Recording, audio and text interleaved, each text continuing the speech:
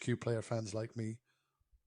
Keep watching to know more, and before the end I will tell you an easy way to test if you have the best filter for yourself. Actually, this video is also very useful for anybody choosing filters in their DAC or Roon. Listen on if that's you.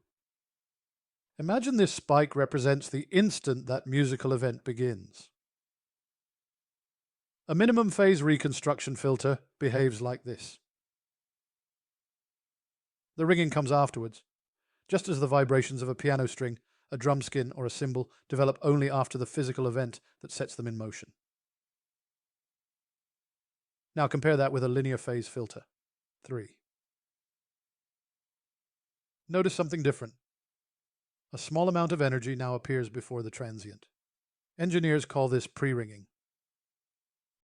This isn't an internet myth. The mathematics behind these impulse responses have been understood for decades. Researchers such as Stanley Lipschitz, John van der Kooi, and more recently Jussi Laakko, the developer of HQPlayer, have all examined these behaviors in detail. The mathematics aren't really debated. The important question is something much more interesting. Can we actually hear the difference? And that's exactly where opinions begin to diverge. Some engineers argue that because natural acoustic events don't begin before the physical cause that created them, filters without pre-ringing more closely resemble the behavior of real instruments.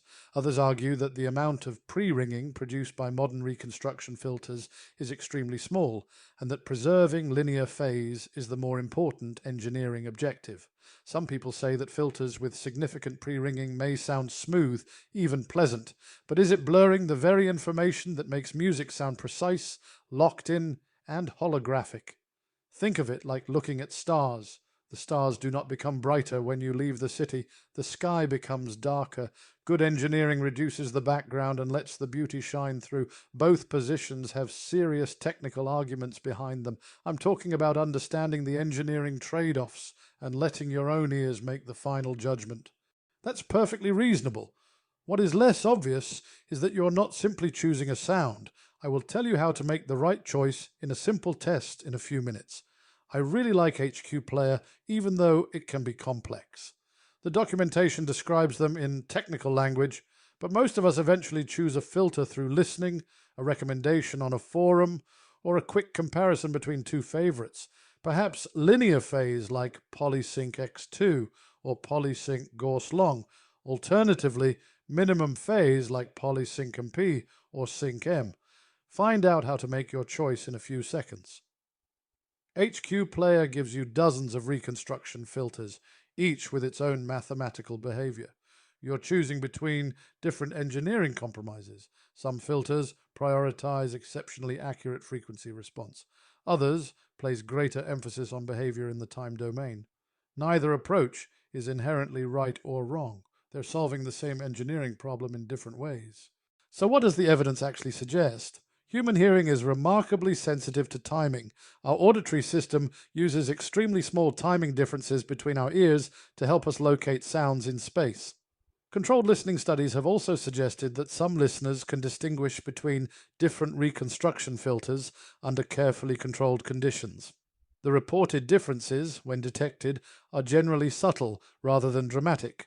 At the same time, impulse response graph images often magnify these effects enormously, and real music is far more complex than a single digital impulse, so although the differences are real and measurable, their audibility depends on many factors. The recording, the playback system, the listening environment, and ultimately, the listener. Stay with me for your proof. My suggestion is to do a simple test to see which type of filter is right for you. Don't forget, this applies to your digital audio converter or Roon. Choose a recording you know well, something with clear acoustic transients. A piano, a snare drum, a jazz trio, or an acoustic guitar. Keep the volume exactly the same. Switch between two fundamentally different filter families. Tie a linear phase filter like Polysync X2 and compare with a minimum phase filter like Polysync MP. Listen to the very beginning of each note, the attack, the decay, the sense of space around the instruments. You may hear almost nothing. You may develop a clear preference. Both outcomes are completely valid. The important thing isn't proving one filter is superior. It's understanding what you're listening for. I have to admit I am a bit obsessive. I am a big fan of HQPlayer. But for me, this video wasn't really about HQPlayer, even though I love the sound I get when I use it.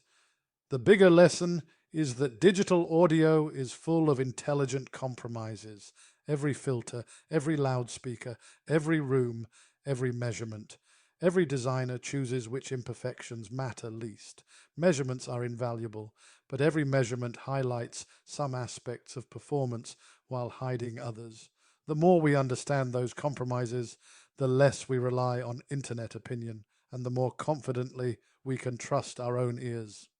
Same speakers, same amplifier, same music, different filter, different engineering compromise, whether you are using HQPlayer, Roon, or your favorite DAC, perhaps. A different listening experience. I'm Andrew, the Yorkshire Audiophile. I'd genuinely like to know which HQPlayer filter you're using, whether you've compared it with another filter family, and, more importantly, what you actually heard. Thank you for watching. Please consider subscribing if these topics interest you. See you soon. From the Yorkshire Audiophile, aka Andrew,